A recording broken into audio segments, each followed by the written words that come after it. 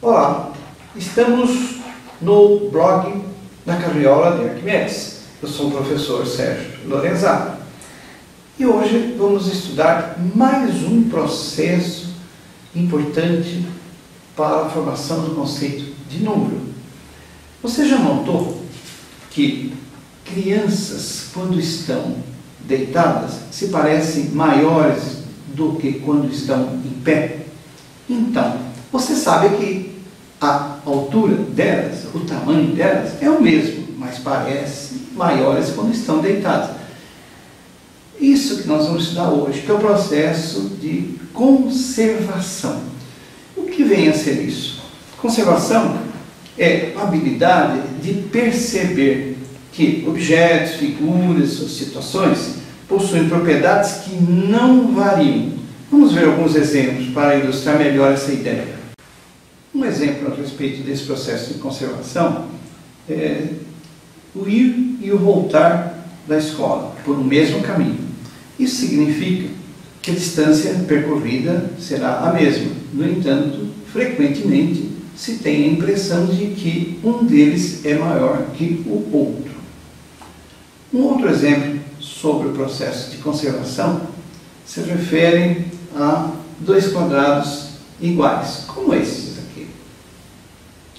Quando colocados nesta posição, é mais fácil serem reconhecidos como de mesma superfície, de mesmo tamanho. No entanto, se um deles for mudado de posição, pode parecer maior do que o outro. Agora veremos outros exemplos que serão mostrados pela professora Adriana. Vou apresentar uma atividade de conservação utilizando fichas. Inicialmente, preciso distribuir essas fichas em dois grupos. O ideal é fazer isso junto com a criança, para ela observar que elas têm a mesma quantidade. Em seguida, eu vou reorganizar essas fileiras de fichas e pedir para que elas comparem novamente, observando essa fileira e essa fileira, se elas têm a mesma quantidade ou se uma tem a mais que a outra. O fato de uma fileira estar com as fichas mais espaçadas que a outra dá a impressão de que uma tem uma quantidade maior que a outra. Quando acontece isso é porque a criança ainda não tem a conservação de quantidade. Uma outra coisa que podemos fazer é utilizar 6 quadrados de cartolina. Aqui eu tenho quadrados de dois tamanhos diferentes. A atividade propõe distribuir os quadrados maiores para uma criança, os quadrados menores para uma outra criança e em seguida perguntar a elas se alguma delas ganhou mais que a outra ou se elas têm a mesma quantidade. Independente da resposta da criança, é muito importante pedir para que ela justifique sua resposta. Neste caso, pode ocorrer que a criança que ficou com os quadrados maiores acreditar que tem uma quantidade maior que a outra, confundindo o tamanho dos quadrados com a quantidade de quadrados. Nesta atividade, vamos utilizar 2 garrafas contendo a mesma quantidade de líquido. É importante inicialmente pedir para as crianças observarem a quantidade de líquido nas 2 garrafas, que é a mesma. Em seguida, despejar o líquido em um outro recipiente e fazer a pergunta novamente. Nesse recipiente eu tenho a mesma quantidade de líquido que esse? Ou algum deles tem mais? Vamos agora observar alguns itens importantes com relação ao processo mental de conservação.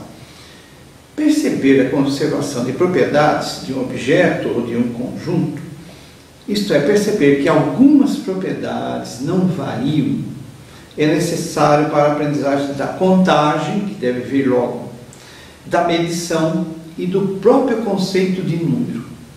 Outra observação importante é que, se a criança ainda não consegue perceber a conservação de propriedades, então significa que ela ainda não está em condições de contar ou de medir. embora ela possa apresentar resultados corretos, segundo a expectativa dos adultos, mas provavelmente sem a devida compreensão do significado deles. Vamos agora fazer alguns lembretes muito importantes sobre o que nós estudamos até hoje. Até hoje nós vimos 6 processos mentais básicos. Eles se chamam correspondência, comparação, classificação, ordenação, inclusão e conservação. Esses 6 processos serão muito úteis, eles são simplesmente necessários, básicos, para que a criança possa aprender contagem e possa aprender matemática, de um modo geral. E não é só para a escola, é para o resto da vida deles. Qualquer que seja a profissão, a idade em que ela tiver. Para todas as idades, portanto. São processos, por isso mesmo, chamados de básicos. No entanto, durante o desenvolvimento mental das crianças, esses processos não aparecem de maneira ordenada, nem completa e nem são estanques. Eles se integram, se interseccionam, se entremeiam e aparecem aos poucos, em partes que vão se compondo, como tudo acontece na aprendizagem. Eles são processos e não são produtos. Nós precisamos lembrar sempre disso. Sejamos educadores, professores, pais, etc. As crianças merecem essa nossa compreensão. E por isso mesmo, precisamos propor muitas e diferentes atividades para as crianças dentro da sala de aula. E muitas delas podem ter idades parecidas, mas terem comportamentos diferentes, porque eles passaram por experiências diferentes. Por isso não devem ser alijadas do processo de experimentação para poder adquirir toda a compreensão necessária. Na verdade, é fácil reconhecer que poderíamos ensinar as crianças a escreverem e falarem sobre números como fizeram conosco quando nós fomos crianças. Na verdade, bastaria repetir nomes e símbolos, mas não é esse o objetivo que nós temos. Queremos ensinar todos os nossos alunos com significado.